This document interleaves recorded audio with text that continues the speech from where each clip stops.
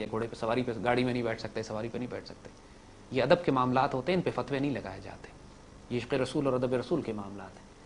امام پر اعتراض کر دیا کسی نے کہ آپ نے جو موطا امام مالک لکھی ہے وہ دنیا کو دکھانے کے لیے لکھی ہے, اپنے نام کے لیے, اپنی شہرت کے لیے لکھی ہے, اس لیے لکھی ہے کہ آپ کو بادشاہ انعام دے دے گا.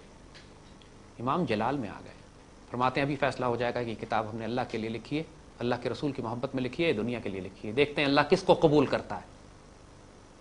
پانی کا بہت بڑا ایک گھڑا منگوایا اور اپنی کتاب کا ایک ہی نسخہ جو ہاتھ سے لکھا ہوا تھا اس گڑھے میں ڈال دیا, پانی کے گڑھے میں.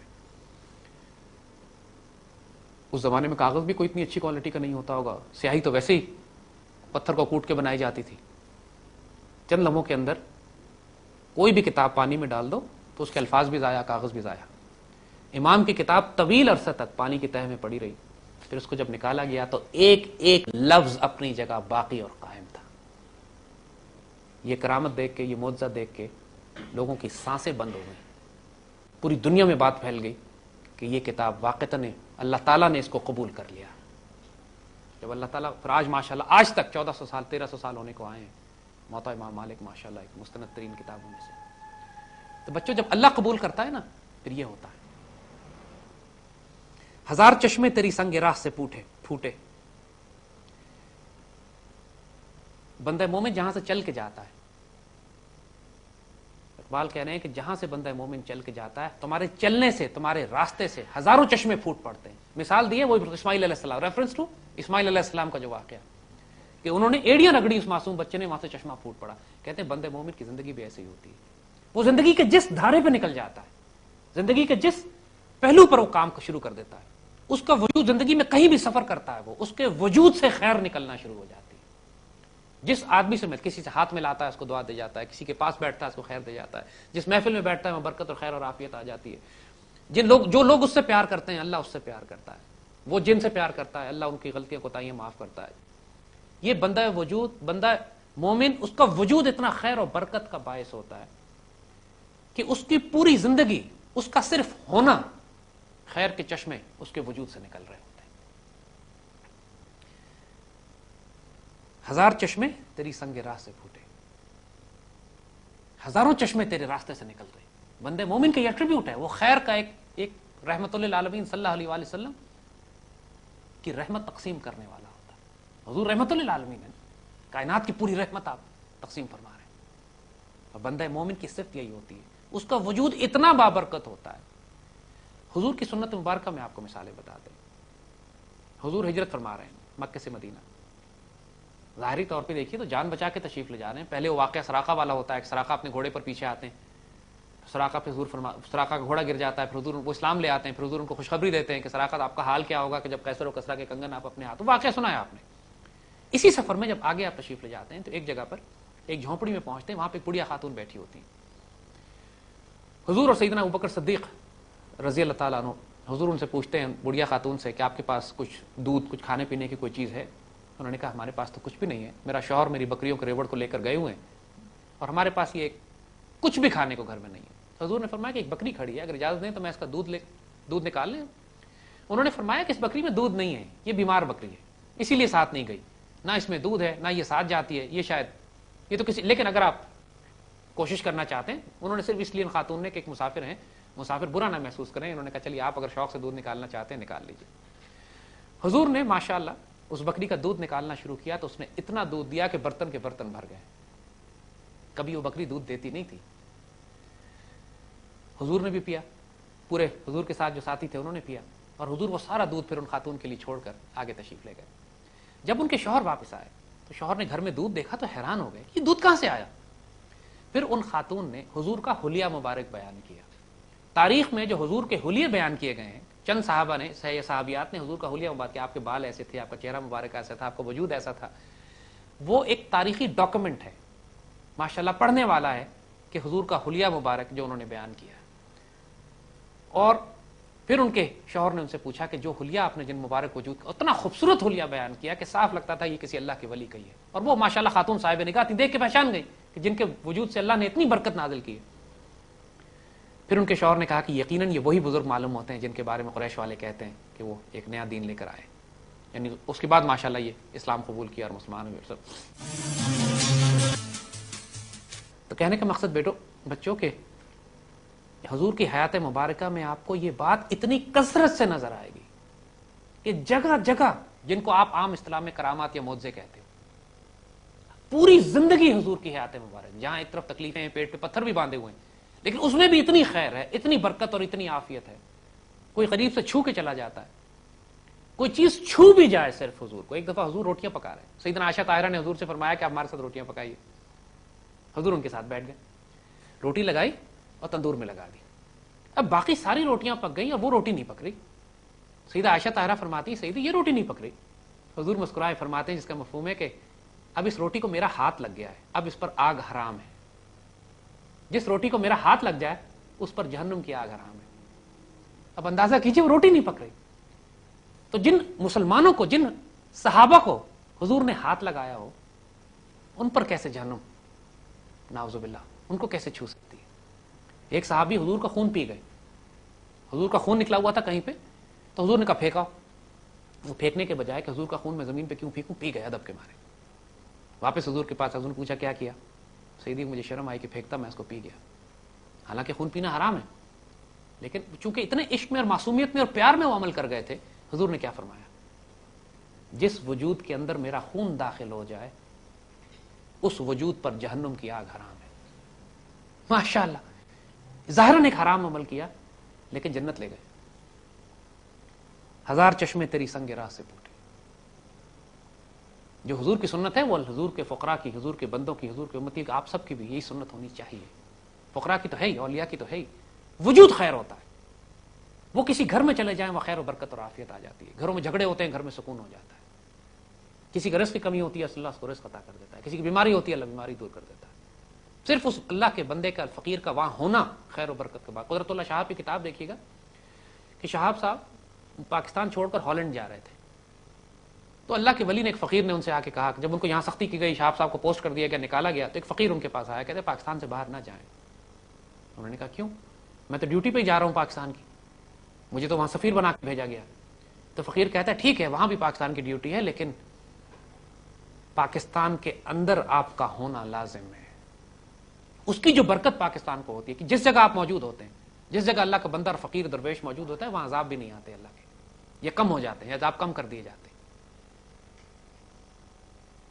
تو اس فقیر کا، اس اللہ کے بندے کا اس جگہ پہ موجود ہونا خیر و برکت اور عافیت کا باعث ہوتا ہے۔ ہزار چشمے تیری سنگ راہ سے پھوٹے، وہ اتنا برکت والا وجود ہوتا ہے بچوں کہ ناقابل بیان، ناقابل یقین۔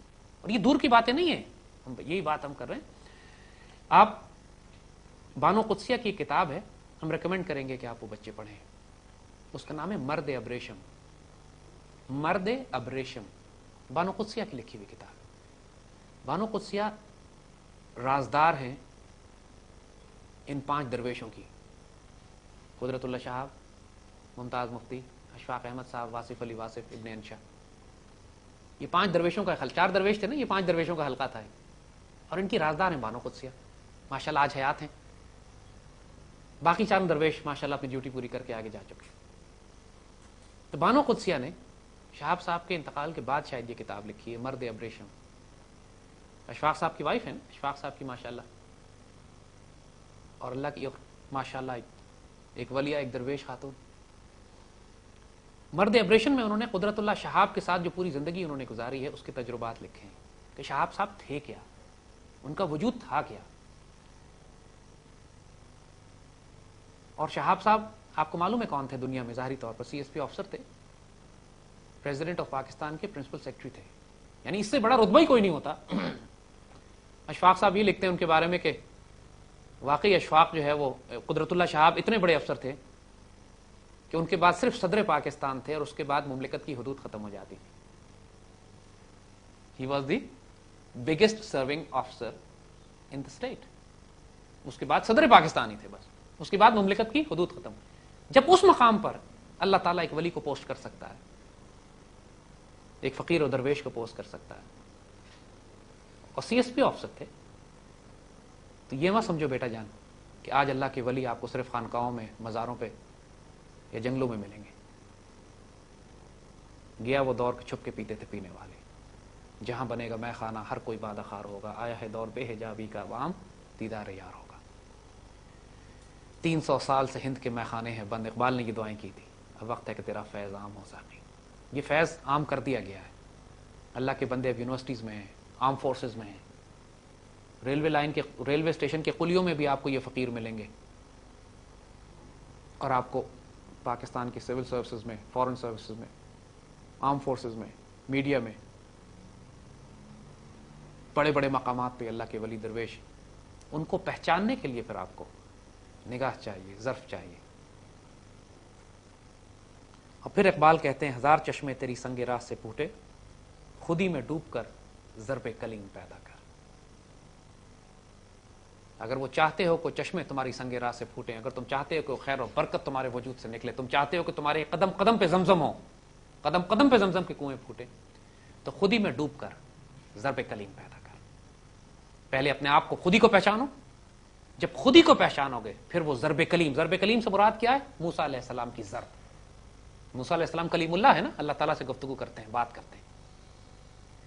یہ مثال کے طور پہ, استعارے کے طور پہ جنہوں نے ضرب کلیم کی مثال دی کہ موسیٰ علیہ السلام کا عصا سارا کام کرتا تھا. موسیٰ علیہ السلام نے پہاڑی پہ مارا, چشمے پھوٹ پڑے.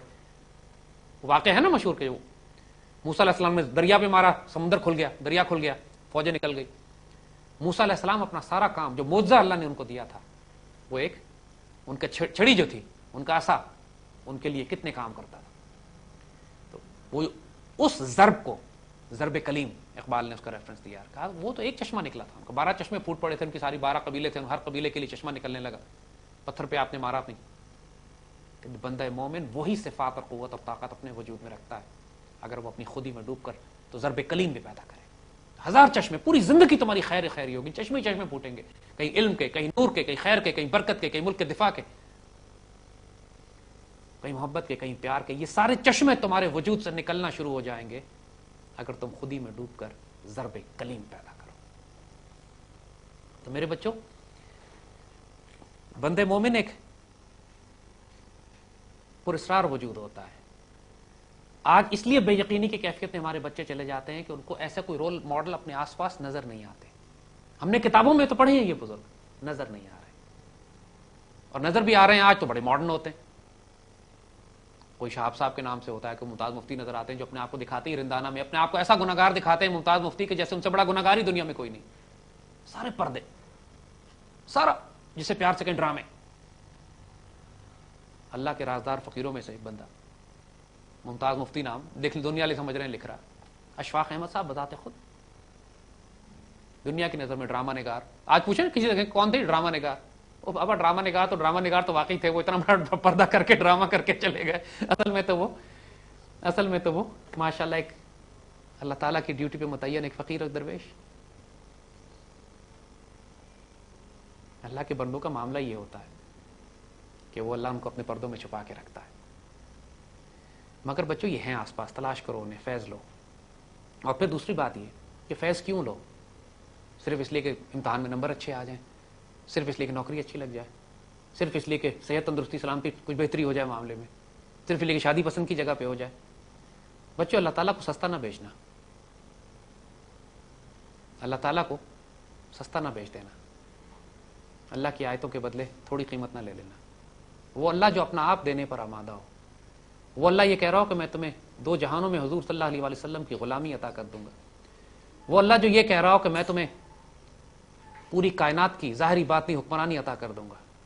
وہ اللہ جو یہ کہہ رہا ہو کہ تیری نگاہ سے دل سینوں میں کانپا کریں گے. وہ اللہ جو یہ کہہ رہا ہو کہ میں وسعت افلاق میں تجھے تکبیر مسلسل دلواؤں گا. وہ اللہ جو یہ کہہ رہا ہو کہ میں تجھ سے خود پوچھوں گا بتا تیری رضا کیا ہے. اس اللہ کے سامنے جا کے آپ کہیں کہ امتحان میں نمبر میرے اچھے آ جائیں, میری بیماری دور ہو جائے, میرے مقدمہ جیسے مجھے نئی گاڑی, نئی گھڑی, نیا موبائل فون مل جائے. اپنی دعاؤں کو اس طرح ضائع نہ کیا کرو بچوں. پہلے اپنا مقصد حیات حاصل کر لو, اور مقصد حیات ہے آپ کا حضور صلی اللہ علیہ وسلم کے قدمین شریفین میں پہنچنا. بس اگر وہاں تک نہیں پہنچے ہو تو جو مرضی کر رہے ہو, اقبال کے مطابق بولا بھی ہے, حوث نے چھپ چھپ کے پھر سینوں میں خدا بنائے ہوتے ہیں, بت بنائے ہوتے ہیں.